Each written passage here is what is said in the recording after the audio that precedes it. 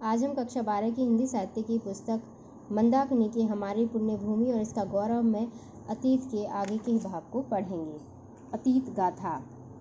भारत का प्राचीन इतिहास अलौकिक उद्यम एवं उनके बहुविध प्रदर्शन। अलौकिक उद्यम ऐसा प्रयत्न, ऐसा परिश्रम जो कि इस लोक से परे की चीज है, और उनका बहुविध प्रदर्शन, बहुत प्रकार से उनका प्रदर्शन, असीम उत्साह, विभिन्न शक्तियों की अप्रतिहत क्रिया यानी निरंतर होने वाली क्रिया और प्रतिक्रिया के समन्वय तथा इन सबसे परे एक देवतुल्य जाति के चिंतन की अपूर्व गाथा है। यदि इतिहास शब्द का अर्थ केवल राजे रजवाड़ों की कथाओं से ही लिया जाए, यदि केवल समाज जीवन के उस चित्रण को ही इतिहास माना जाए जिसमें समय समय पर होने वाले शासकों की कलुषित वासनाओं, उद्दंडता और लोभ वृत्ति का नग्न तांडव देख पड़ता हो, अथवा उन शासकों के अच्छे बुरे कृत्यों यानी उनके अच्छे बुरे कार्यों तथा उनके तत्कालीन समाज पर परिणाम के विवेचन को ही इतिहास की संज्ञा दी जाए, तो शायद भारत में ऐसा कोई इतिहास ग्रंथ नहीं मिलेगा। किंतु भारत के विशाल धार्मिक साहित्य, काव्य सिंधु यानी काव्य रूपी समुद्र, दर्शन ग्रंथों एवं विभिन्न शास्त्रों की प्रत्येक पंक्ति हमारे समक्ष विशिष्ट राजाओं की वंशावलियों एवं जीवन चरित्रों की अपेक्षा सहस्र गुना अधिक स्पष्ट चित्र प्रस्तुत करती है। प्रगति उस महा अभियान के प्रत्येक चरण का जब सभ्यता के विहान यानी सभ्यता के सूर्योदय के बहुत पूर्व एक विशाल मानव समूह ने भूख प्यास से परिचालित, लोभ मोह से प्रेरित, सौंदर्य तृष्णा से आकर्षित होकर अनेक मार्गों और उपायों का आविष्कार कर पूर्णता की परमावस्था को प्राप्त कर लिया था। यद्यपि विपरीत परिस्थितियों के भीषण झंझावातों ने प्रकृति के विरुद्ध उनके युग युगों तक संघर्ष के परिणाम स्वरूप एकत्र हुई असंख्य जय पताकाओं को जीर्ण शीर्ण कर डाला तथा और काल की थपेड़ों ने जर्जर कर डाला, तथापि ये आज भी भारत के अतीत गौरव की गाथाएं गा रही हैं। यानी कि हमारे भारत में एक जिस तरह से पश्चिमी विश्व है वो समझता है कि इतिहास इस तरह से लिखा जाता है, इस तरह का इतिहास हमारे यहाँ नहीं मिलता है, लेकिन जो हमारे ग्रंथ मिलते हैं उनमें बहुत अच्छा और स्पष्ट चित्रण है वो उस समय का प्राप्त हो जाता है कि किस तरह से यहाँ पर सभ्यता का विकास हुआ, किस तरह से प्रगति हुई, किस तरह से किसी राजा के राज्य में राज्य व्यवस्थाएं चला करती थीं। ये सब बातें यहाँ पर बहुत अच्छी तरह से प्राप्त हो जाती हैं। आर्य जाति। आज यह जानने का हमारे पास कोई उपयुक्त साधन नहीं है कि यह जाति मध्य एशिया, उत्तर यूरोप अथवा उत्तरी ध्रुव प्रदेश से धीरे धीरे आगे बढ़ी और क्रमशः आगे बढ़ती हुई अंत में इसने भारतवर्ष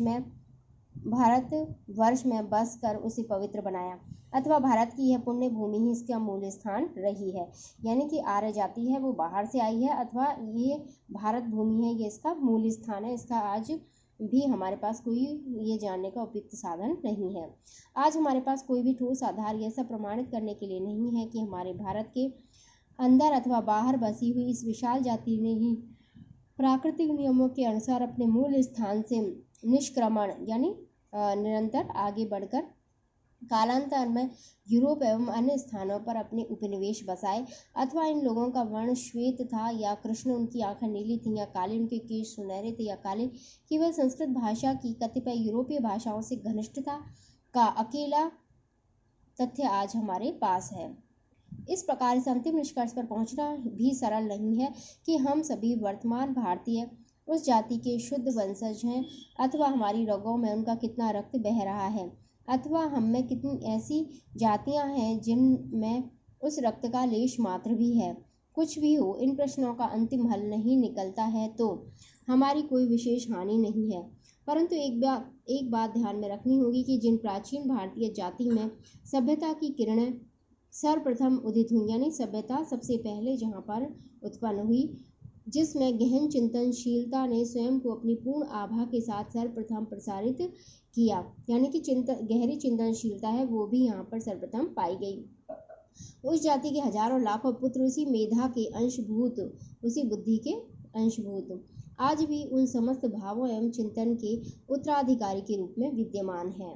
नदी पर्वत एवं समुद्रों को लांघकर देश काल की बाधाओं को नगण्य यानी बहुत छोटा तुच्छ मानकर भारतीय चिंतन का रक्त भूमंडल पर रहने वाली अन्य जातियों की नसों में अनेक जाने अनजाने स्पष्ट अनिर्वचनीय मार्ग से अब तक प्रवाहित हुआ है और आज भी हो रहा है।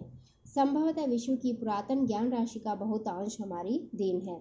विश्लेषणात्मक मेधा, यानी कि ऐसी बुद्धि जो कि विश्लेषण करने में किसी भी चीज़ के बारे में बहुत गहनता से उसके सत्य असत्य या उसके तथ्यों का विश्लेषण करने में समर्थ है। ना सतः सत्य जायते, यानी असत्य से सत्य का जन्म नहीं होता, या निरस्तित्व में से अस्तित्व का जन्म नहीं होता। निरस्तित्व में से अस्तित्व का जन्म नहीं हो सकता है। जिसका अस्तित्व है उसका आधार निरस्तित्व नहीं हो सकता, यानी जिस चीज़ का अस्तित्व है, जो वर्तमान है, वह वर्तमान में ना हो ऐसा नहीं हो सकता।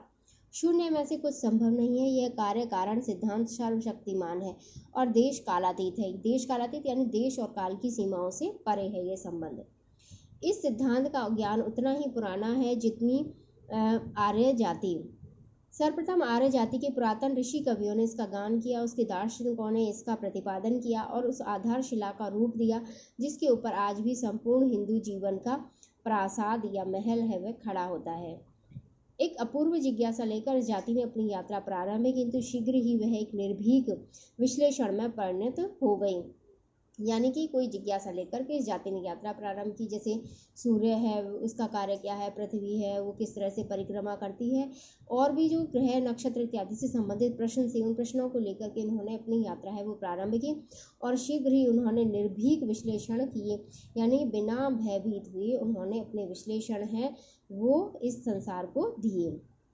यद्यपि उनकी प्रारंभिक कृतियों को देखकर लगता है कि मानो भावी किसी श्रेष्ठ कलाकार ने कांपते हाथों से बनाई हो, तथापि शीघ्र ही उसने आश्चर्यजनक परिणाम दिखाए।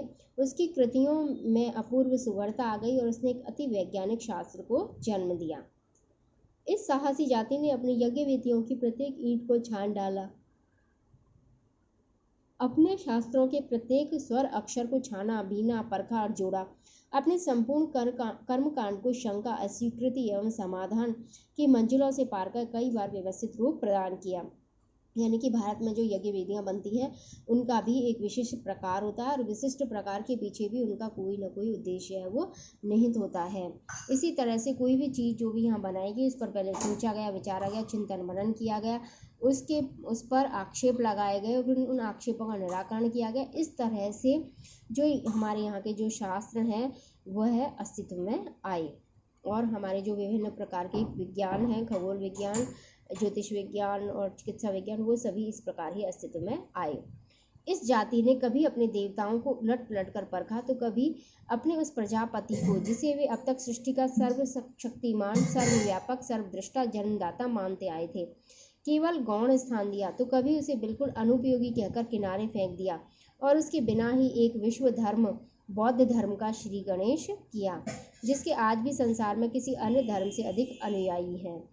इस जाति ने विविध प्रकार की वेदियों की रचना में ईंटों की व्यवस्था से रेखागणित शास्त्र का विकास किया और अपनी उपासना तथा यज्ञों की निश्चित समय पर करने के प्रयास में ज्योतिष शास्त्र को जन्म दे संसार को चकित कर दिया। इस जाति ने गणित शास्त्र को संसार की किसी भी अर्वाचीन अथवा प्राचीन जाति से कहीं अधिक योगदान किया। रसायन शास्त्र, वैद्यक शास्त्र एवं संगीत शास्त्र के अपने ज्ञान तथा वाद्य यंत्रों के आविष्कार के द्वारा आधुनिक यूरोपीय सभ्यता के निर्माण में भारी सहायता पहुंचाई। इस जाति ने ही आकर्षक कथाओं के माध्यम से शिशु मस्तिष्क को संस्कारित करने के शास्त्र का आविष्कार किया। आज भी प्रत्येक सभ्य देश के शिशु विद्यालयों में प्रत्येक शिशु को उसी पद्धति से पढ़ाया जाता है और वह जीवन पर्यंत इन संस्कारों को लेकर चलता है। ये हैं पंचतंत्र की कहानियाँ जो कि पूर्व में यहाँ पर रची गई थी। इस विश्लेषणात्मक जिज्ञासा के आगे और पीछे के चारों ओर एक मखमली आवरण के रूप में विद्यमान उस जाति की एक अन्य महान बौद्धिक विशेषता है और वह है उसका कवित्व में अंतर्दृष्टि, यानी कि उसकी अंतर्दृष्टि, उसका हृदय है वो कविता से युक्त है, वह हर चीज में कविता खोजता है। हमारे सारे शास्त्र हैं और उस समय का समस्त ज्ञान है वह काव्यात्मक है। उसका धर्म, उसका दर्शन, उसका इतिहास, उसका नीतिशास्त्र, उसका राज्यशास्त्र सब काव्यमयी कल्पना के पुष्प पुंज में सजा दिए गए हैं। पुष्प कुंज में यानी फूलों के गुच्छे के रूप में। और यह सब चमत्कार है उस संस्कारित भाषा का जिसे हम संस्कृत कहते हैं, जिसके अतिरिक्त किसी अन्य भाषा में उन्हें इससे अधिक अच्छी प्रकार व्यक्त करना न संभव था न है। यहाँ तक कि गणित शास्त्र के कठोर तथ्यों की अभिव्यक्ति के लिए भी उस भाषा ने हमें संगीत में अंक प्रदान किए। यह विश्लेषणात्मक शक्ति तथा साहसी कवित्व दृष्टि ही हिंदू जाति की मनोरचना में वे दो महातत्व हैं जिन्होंने उसे आगे बढ़ने की प्रेरणा दी। वे दोनों मिलकर हमारे राष्ट्र चरित्र का केंद्र बिंदु बन गए। इनके समन्वय ने ही जाति को सदैव इंद्रियों से परे बढ़ने की शक्ति दी। यही हमारी उन लचीली कल्पनाओं का मूल रहस्य है जो किसी शिल्पी द्वारा निर्मित उन लोह पत्रों के समान है जो यद्यपि कठोर लोह स्तंभ में से काट कर निकाले गए हैं तथापि इतने लचीले हैं कि उन्हें सरलतापूर्वक वृत्ताकार किया जा सकता है। यानी कि हमारे जो ये समस्त जो ग्रंथ हैं, समस्त रचनाएं हैं, उनमें कठोरता के साथ साथ लचीलेपन की स्थिति भी देखी जाती है।